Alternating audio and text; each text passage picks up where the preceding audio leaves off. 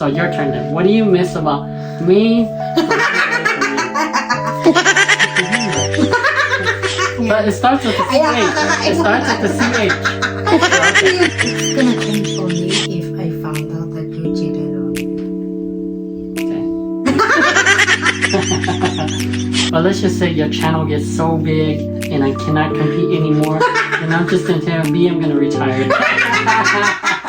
If you could leave me a note to read in 10 years, what would it say?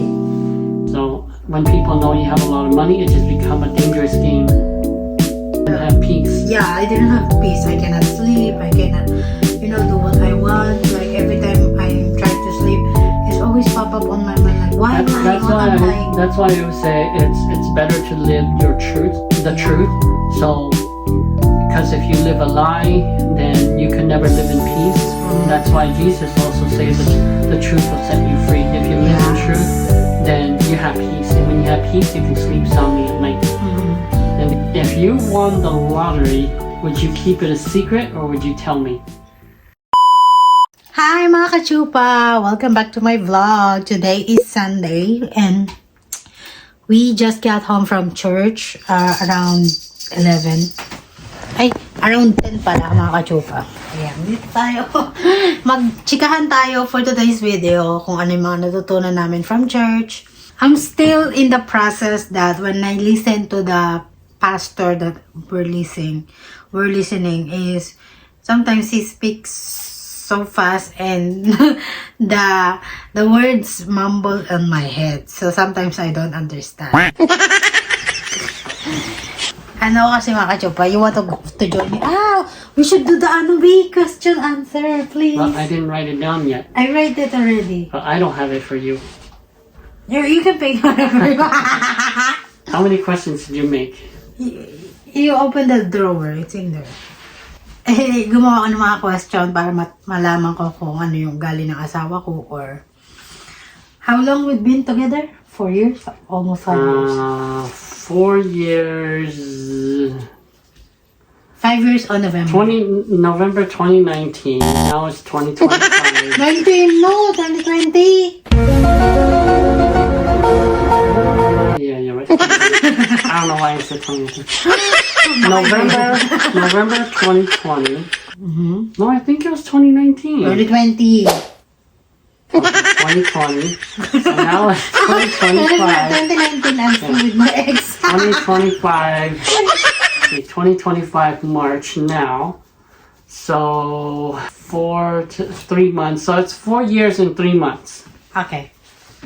So I made this question so that I will know about you.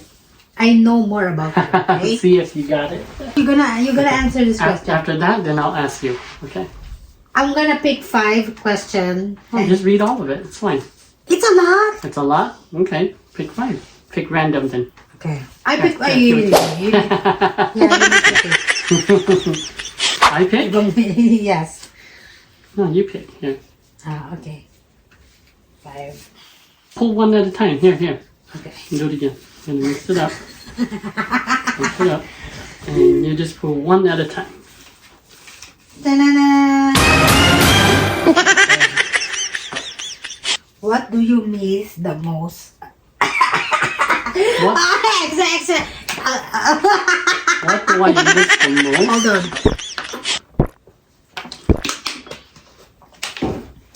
on.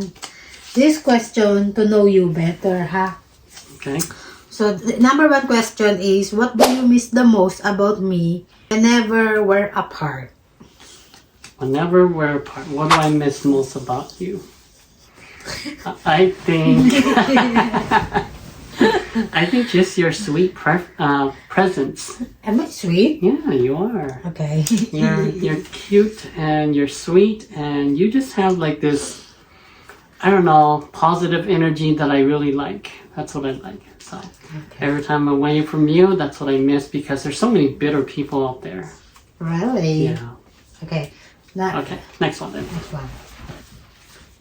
Well, actually, we should both answer the question. So your turn then. What do you miss about me when I'm away from you?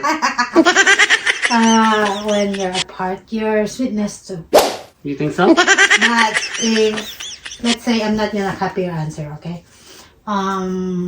You're caring for me. Okay. So my caring for you. Because I remember when we met in the Philippines in the beginning, and then you go home, and I feel like, oh, I miss someone's carrying me. Like, for example, that, oh, don't go there, you know, you need to go here. Something like we're walking outside and pulling a chair for me when we're eating outside the restaurant. That's what I'm... You like, what do they call it? Gentleman. What's the word for it? It starts with a C. What do they call it? Caring. They have a word for it. Like when men are gentlemen to women, they have something. Caring. Not caring. They have a word for it. What is it then? Something. I can't remember. But it starts with the CH. It starts with the CH. So, okay, we'll pass on that one. Okay, go ahead. You always eat sweet, that's why. Okay. Number 2 question. What's something I've done that changed the way you see love? Something you did that make me see things different about love. Yeah. I would say you're very affectionate. You're very affectionate, and you are, I guess that's the word. You're just very affectionate.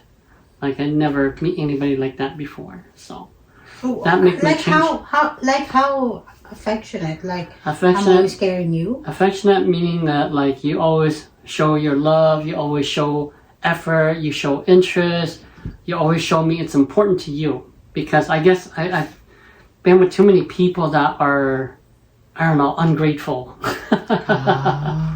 So, yes. Okay. So, hold on, you gotta answer it now. Thing that I've done that have made you change your view on love. Like, you're very good provider. Okay. Because I guess in your country, a lot of people, they didn't care. They didn't want to do that. They didn't. Like, for example, what if I learn much money that you earn, and I think that you're gonna tell me that, oh, you should stop working. I'm gonna take care of you. You shouldn't work for our relationship. I'm gonna work. I'm gonna do it. I'm the man. I'm gonna do it to our family. That's what I changed because in the Philippines, I think it's different for everybody, but the way I see, the way I experience, if someone's earned much money, you do your job, and then someone's gonna rest.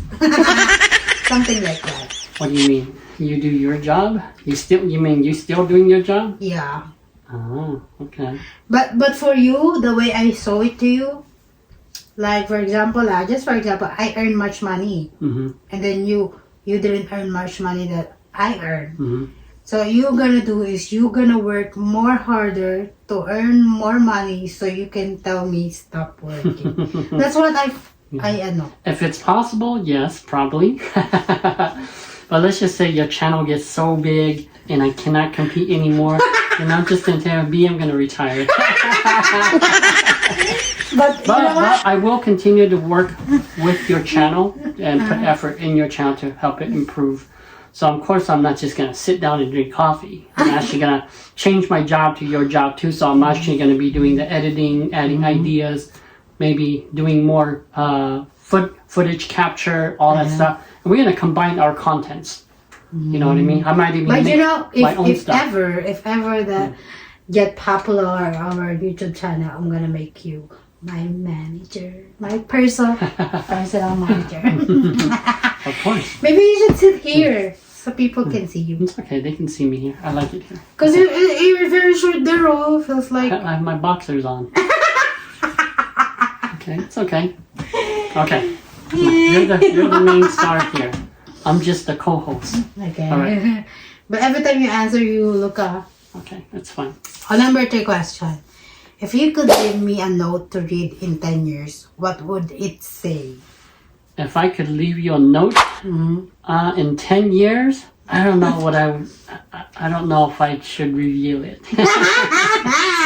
But I don't You know. should do.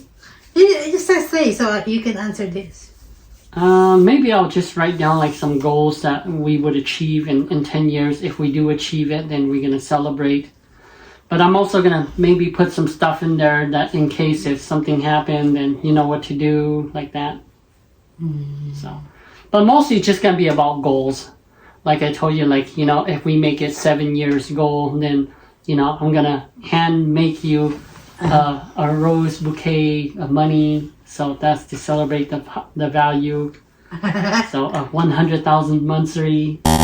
No, well, not 100,000 monthly, but 100 monthly. So we're on 52nd, right? So then you got another 48 to go. So, I was thinking what I'm gonna answer this.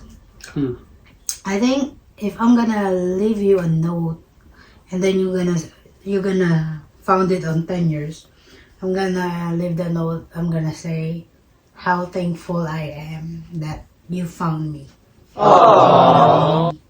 Like no other people, you know. I think that's what I'm gonna say. I'm gonna say thank you, baby, for finding me, for taking care of me, and for changing my life. But what if you don't feel the same in 10 years? Why are you running? Why are you running? But I don't know, baby. Okay. Because people But I think change if over time. It's gonna change only if I found out that you cheated on me. Next question. So this is number 4. For a question, if you could ask me anything with no fear, what would it I don't think I have any questions. I've asked you everything I needed to ask already, so I be? think Ask another one. there's none. I don't know. I don't have any questions to ask you, I guess. Because, I mean, we talk so much, I pretty much asked everything I wanted to know already. And besides, anything else that I ask now, it really doesn't matter. So, you know. So Doesn't how are you matter. gonna answer this? No, that means Okay, you didn't how have the about this answer. then? Okay, how about this then? If you won the lottery, would you keep it a secret or would you tell me? That's this? Yeah. That's for this. I'm gonna tell it to you. You gonna tell it to me? And would you give me the money or would you handle it on your own? I'll give you the money. You trust me with all that money? Of course. What if it's billions and billions and billions? Still, of course. Someone's knocking. Open it. Not Danny. That's we gotta let him stay in there until he's crying. I wanna wait till he's crying. Let him be. Let's. He squeezed through the little side on the door there and then he got in, now he can't get out. It's okay, leave him in there. He can see in the dark. So yeah, that's the question for me. That's your question for you too? Yeah. So what about you? If you win the lottery and you only found out, and then you win $1 million or $1 billion, you can hide it from me. What I tell you? Mhm. I think I think currently how your family is now, I guess if you are on my side, you're probably the only person I would tell. But if I see that you're so on your family side and your family, like, they're always asking for money, then I think I would keep it a secret. Because if I told you, then I know you're always going to want to give money to your family because they're always going to be asking. And I want to help people, but I've heard so many horror stories where like people win a lot of money and then they're so kind, they're helping so many people, but these people take it for granted. They become entitled. You know, there's a story I could tell you about it too. Tell me. It's a little bit long story, but it's about this black guy. You know, he grew up in a poor life, and he always see, like in the rich neighborhood, he see the rich cars like BMW and Mercedes and the big houses like that. He always saying that, oh, you know, one day I'm gonna do that too, right? I'm gonna live in these neighborhoods. I'm gonna drive a car like that. I want to live a life like that, right? When he was a young boy. So as he grew up, I guess he was just a normal person. He didn't succeed or anything. But one day, he going to work with his coworker, and they're like garbage collectors, right? So he give his coworker $2, his last $2 in his pocket, and because his coworker going inside to buy some stuff in the gas station, right? So he just say, "Hey, buy me some lottery tickets," right? So his coworker bought him some lottery tickets, and what happens is it turns out he won the lottery, right? And he had millions and millions and millions of dollars. And his coworker turned against him and tried to sue him for the money. Why? But because he said that he bought it. But that's not his money. Doesn't matter. He said that he bought the ticket. But he didn't win. He lost. But all his coworkers turned against him because everybody tried to claim some of that money too for whatever reason. And then he said that, all they had to do was they should have just asked, and he would have gave them hundreds of thousands of dollars, right? He helped a lot of his families and cousins and, people like that. Is that true story? Yeah, it's a true story. And a lot of them, they kind of just took it for granted. Like they always say, "Oh, can I borrow this, and I'm going to pay you back," right? So they never pay him back. They owe him a lot of money, and these people, they just don't want to pay him back. And most of the time, he doesn't even care. It's fine. But then he met this girl. She's like a money manager, right? And she was saying to him something about you should let me handle all your money because these people, it's too much money. They're going to take advantage of you like that. But if I handle the money, then they can't get it from you because you could just tell them that, "Oh, my money manager is in charge," right? A finance manager. So he let her in charge, and then she also owed him some money too. So I skip a lot of details, but then one time she said that she's going to pay him, right? And then she told him to meet her in her office, and then she have a safe in her office.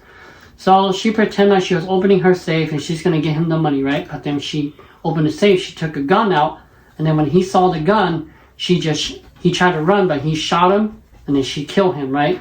And after she killed him, she continued to collect all the money from the people that owe him money, and she just keep it, and then she keep all his money, and then she buried him in the backyard of his house because I guess she's kind of like his lover at the same time too, lover / financial manager, right?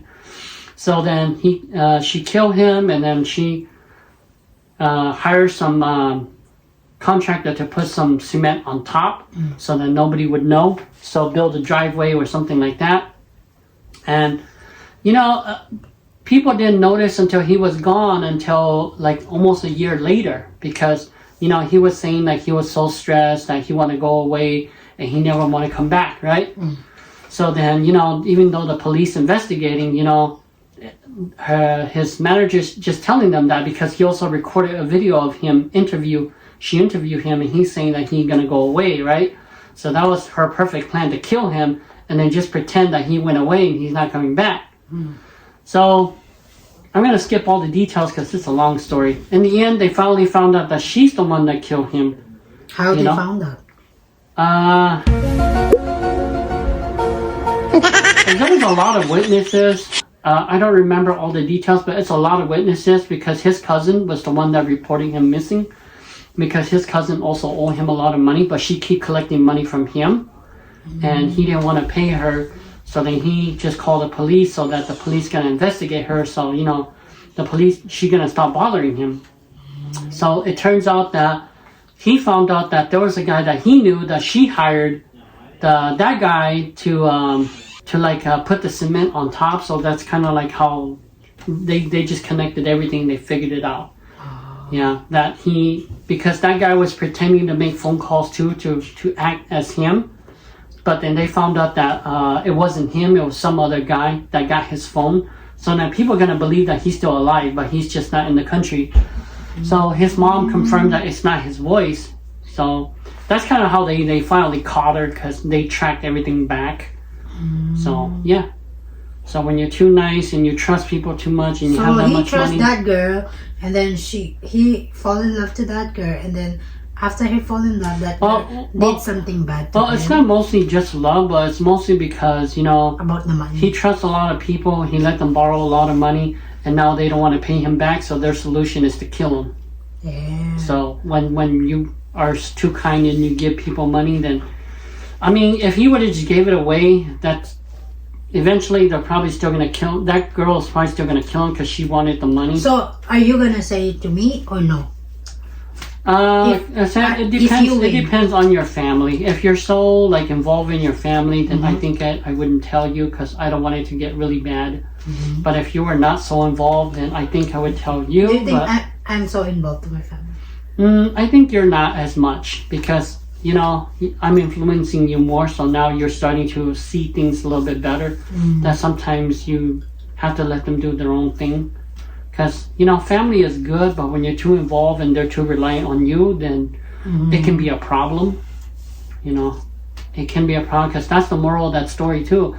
His whole family was relying on him, so he's helping everybody. Some of the money he never even asked back. But he also, the girl that he was with, he also lent her a lot of money because he did it to help her because she have a small business, too.